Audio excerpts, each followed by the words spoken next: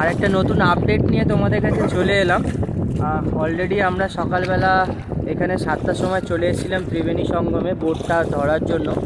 তো এখানে private boat আজকে করা হয়েছিল, তো সরকারি বোট এখানে ছিল না। জানি না কি কারণ বা কী রিজনের জন্য সরকারি বোট করা হয়নি। তো বলবো যারা অনলাইনে সরকারি বোট বুকিং করেছো তারা অবশ্যই এখানে এসে একবার ইনফরমেশন করে নেবে বা জেনে নেবে যে কিভাবে কি বোট চলছে না চলছে, তারপরে এগোবে।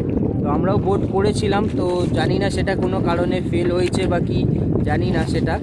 তো আপাতত এখানে হচ্ছে আমরা একটা প্রাইভেট বোট করেছি যেখানে আমরা 5 জন আর আদার্স কিছু লোকজনেরা রয়েছে।